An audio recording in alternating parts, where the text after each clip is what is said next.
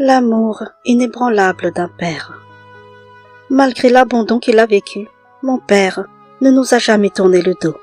Avec une force inébranlable et un amour infini, il a sacrifié toute sa vie pour nous offrir le meilleur et nous protéger de tous les manques. Chaque jour, il a fait de son mieux, sacrifiant ses propres rêves pour les nôtres. Aujourd'hui, j'aimerais vous partager mon histoire, celle d'un père au grand cœur, dont l'amour et le dévouement ont illuminé notre existence. Je m'appelle Emma, l'aînée d'une fratrie de 4 enfants. Depuis mon plus jeune âge, j'ai toujours vu mon père, un homme responsable et profondément bienveillant, prêt à tout pour notre bonheur. Il incarnait la stabilité, le sacrifice et l'amour inconditionnel. Ma mère, en revanche, était une femme coquette, passionnée par tout ce qui pouvait lui faire plaisir, au point de dépenser sans compter, mais uniquement pour elle. Lorsque nous l'accompagnions faire du shopping, elle nous interdisait de prendre quoi que ce soit, prétextant que c'était trop cher. Elle préférait choisir elle-même pour nous.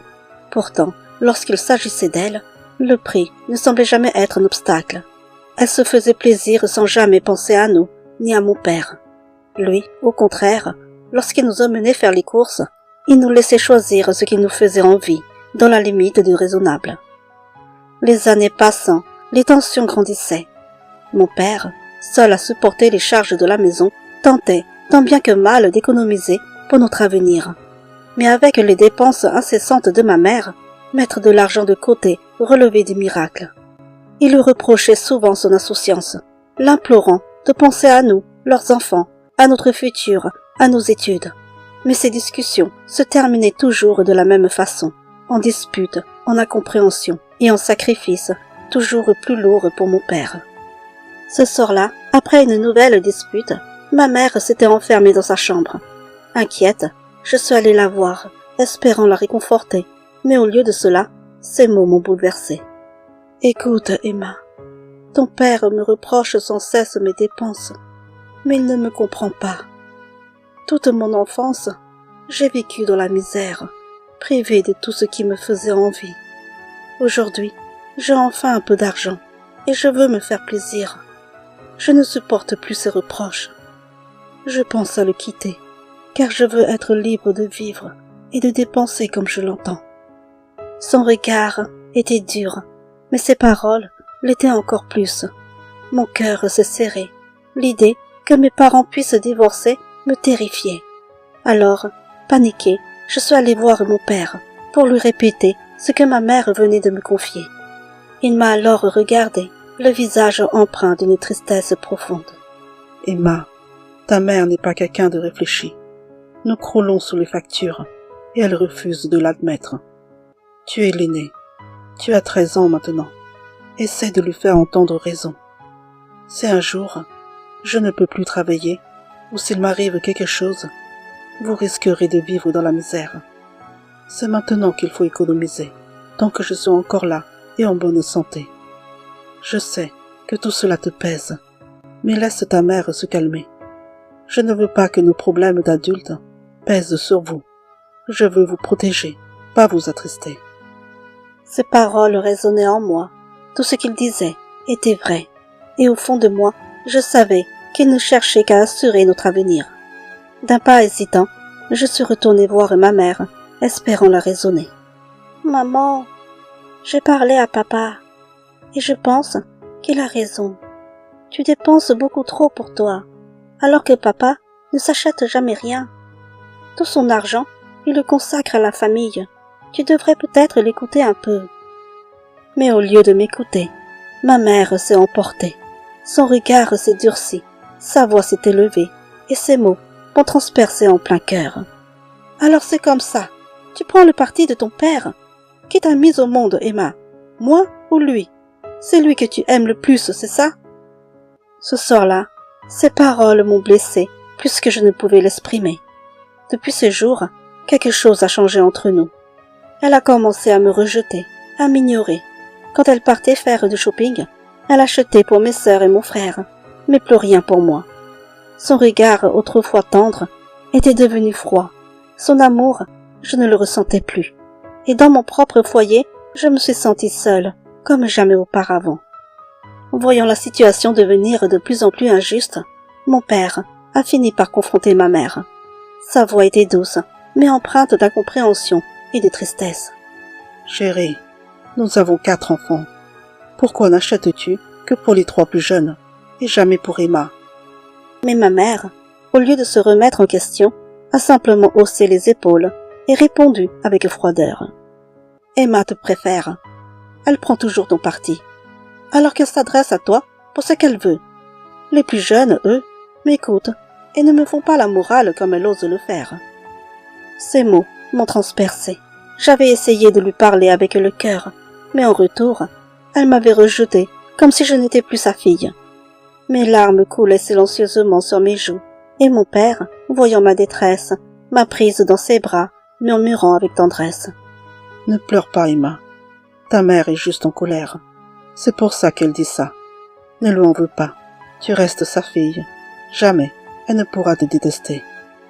Mais avec le temps, je me suis rendu compte que mon père avait tort. Jour après jour, ma mère s'éloignait un peu plus de moi. Elle m'ignorait, me faisait sentir invisible, comme si, à ses yeux, je n'existais plus. Puis, un jour, elle a demandé le divorce. Elle est partie vivre chez sa famille, et tout a basculé. Je ne comprenais pas tout ce qui se passait.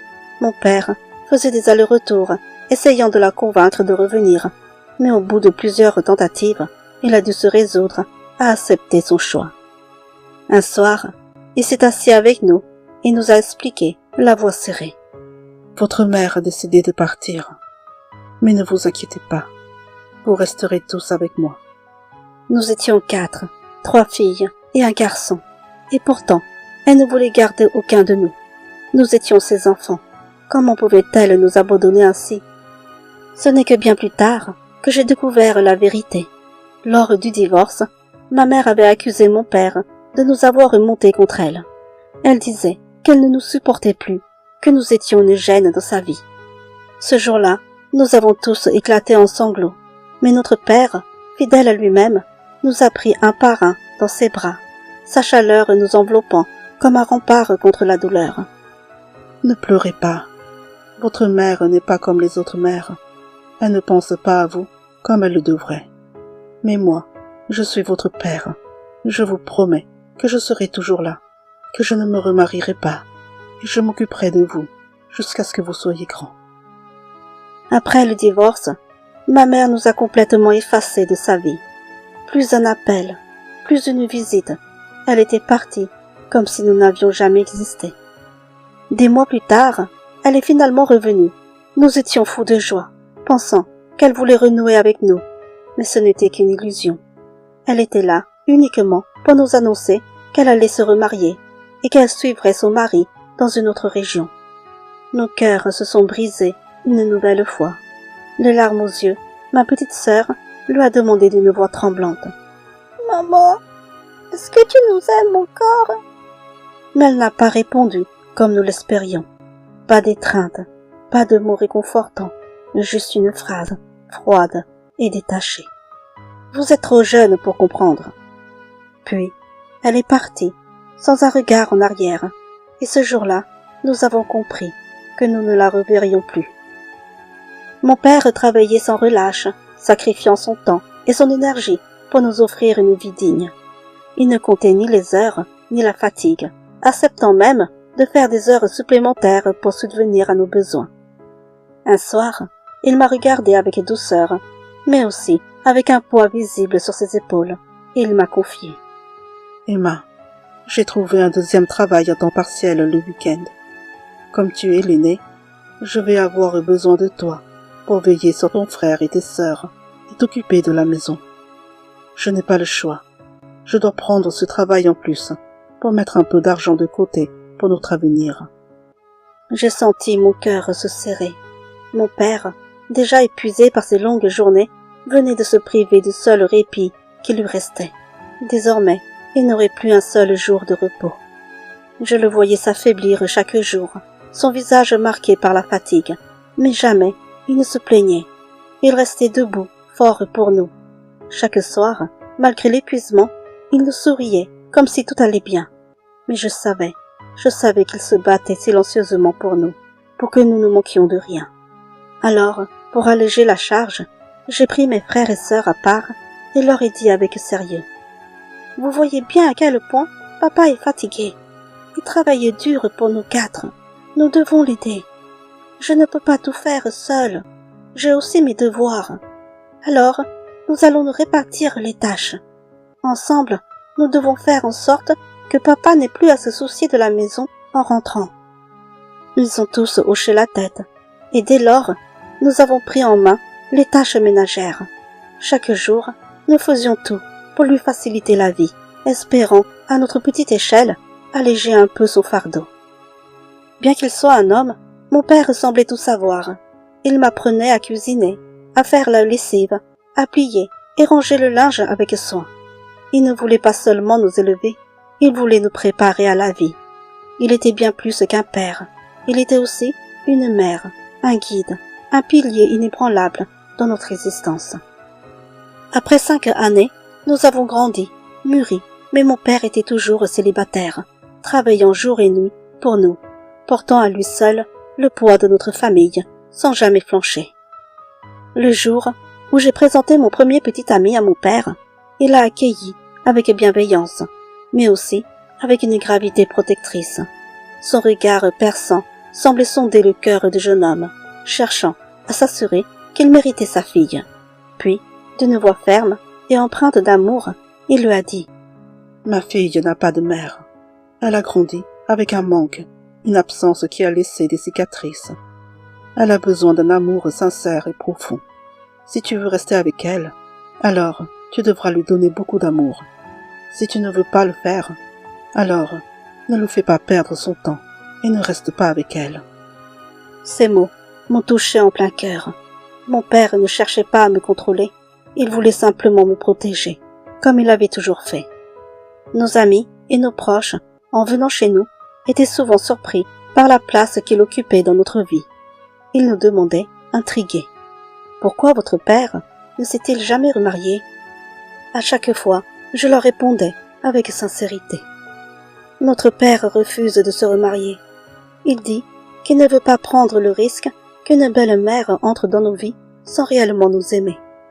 Il préfère rester seul plutôt que de partager sa vie avec quelqu'un qui ne nous accepterait pas comme ses propres enfants. » Ces paroles suscitaient toujours la même réaction. Nos amis étaient admiratifs car ils n'avaient jamais vu un père aussi dévoué à ses enfants. Et moi, chaque jour, je mesurais la chance que nous avions. Mon père n'était pas seulement un homme courageux, il était un père exceptionnel, un pilier inébranlable qui nous plaçait encore et toujours avant tout le reste. Après avoir terminé mes études, j'ai eu la chance de me marier, et c'est mon père qui m'a accompagné à chaque étape. Il s'est investi dans les préparatifs, comme si c'était son propre mariage, veillant à ce que tout soit parfait pour moi. Il était à mes côtés, me soutenant, m'encourageant, remplissant à lui seul le rôle que ma mère avait abandonné. Puis vint le tour de mes 2 sœurs. Fidèle à lui-même, mon père fit de même pour elles, avec la même bienveillance, le même amour inconditionnel. Il veillait à ce que nous partions toutes vers notre nouvelle vie, sans jamais ressentir le vide laissé par l'absence maternelle.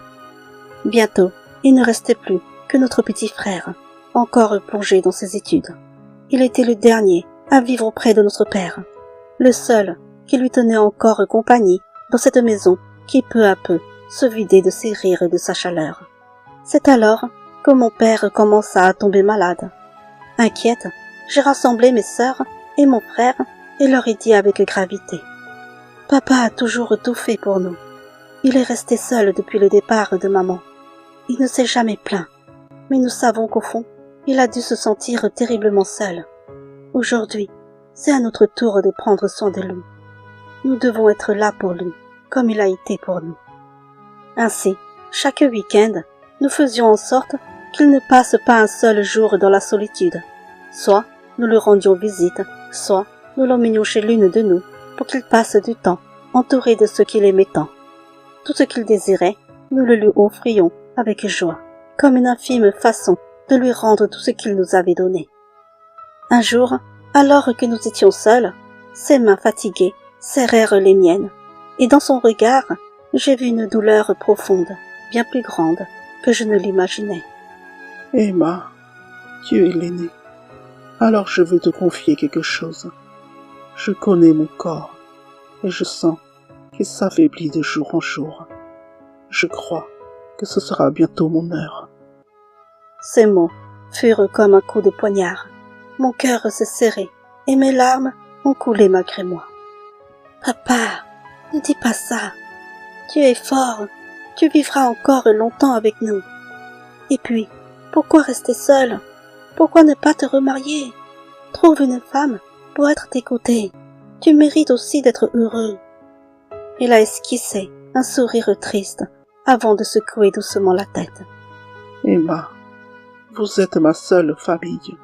Toi, tes sœurs et ton frère, vous êtes ma lumière, mes étoiles dans le ciel. Tout ce que j'ai fait, c'était pour vous.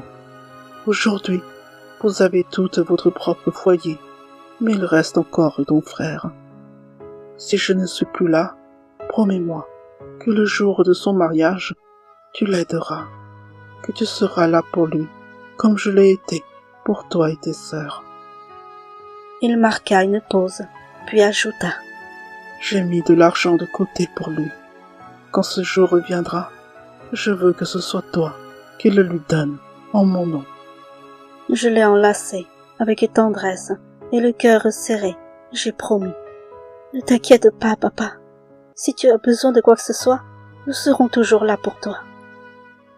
Les mois passaient, et contre toute attente, son état semblait stable.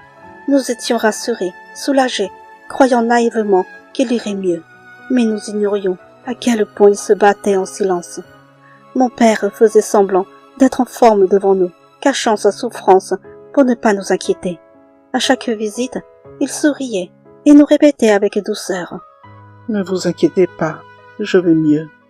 Je vais vivre encore longtemps avec vous. » Mais ce n'était que des mensonges, un ultime sacrifice pour nous préserver de la douleur. Jusqu'à son dernier souffle, il ne s'est jamais plaint. Il nous a protégés jusqu'au bout, au prix de sa propre souffrance. Une nuit, dans le silence paisible de notre maison, notre père s'est éteint doucement dans son sommeil. Au petit matin, ce fut notre frère qui découvrit son corps froid et immobile dans son lit. La nouvelle s'abattit sur nous comme un coup de tonnerre. L'homme qui nous avait protégés, qui avait tout sacrifié pour nous, n'était plus. La douleur fut insupportable. Le vide qu'il laissait derrière lui semblait immense, abyssal. Nous ne pouvions retenir nos larmes à l'idée de ne plus jamais voir son sourire bienveillant, entendre sa voix rassurante ou sentir la chaleur de ses bras nous enlacer. Il était parti, et avec lui, une partie de nous s'était envolée. Dans notre chagrin, nous nous sommes rassemblés, unis par l'amour qui nous avait inculqué, pour lui organiser des funérailles dignes de l'homme exceptionnel qu'il était. Nous voulions lui rendre hommage, lui témoigner une dernière fois notre gratitude, lui offrir le plus beau des adieux. Chaque détail fut soigneusement préparé, chaque fleur, chaque mot, chaque prière, portée par l'amour infini que nous lui portions. Nous avions rassemblé la famille, les amis, les proches, dans une grande salle pour la veillée. Après la cérémonie, mon frère a partagé quelques photos sur les réseaux sociaux, sans imaginer que cet hommage allait atteindre quelqu'un d'inattendu, notre mère. Un soir, après tant d'années de silence, mon téléphone sonna. Dès que je répondis, j'entendis sa voix, tremblante, noyée de sanglots. Mon cœur se serra. C'était ma mère. « J'ai vu les magnifiques funérailles que vous avez organisées pour votre père. Vous avez fait les choses si bien. Je sais que je suis partie, mais je reste votre mère. Ne m'ignore pas, Emma. » Je restais muette, attendant la suite, un mélange d'émotions m'envahissant. Puis, ces mots suivants me glacèrent le sang. « Emma, s'il te plaît, ne m'en veux pas. Pardonne-moi. Je n'ai jamais voulu vous abandonner, mais à l'époque, ton père et moi, c'était impossible. Nous ne pouvions plus vivre ensemble, et j'ai dû partir. Je refais ma vie, mais elle est loin d'être aussi belle que tu pourrais l'imaginer. Je ne suis pas heureuse. Un soupir brisé, une pause hésitante, puis elle reprit. J'ai vu les magnifiques funérailles que vous avez préparées pour votre père. C'était tellement beau. Même si je suis partie, je suis toujours votre mère, Emma. Je t'en supplie, ne m'ignore pas. Mon mari ne m'aime pas, tu sais. Il est là seulement parce que je lui ai donné 2 enfants.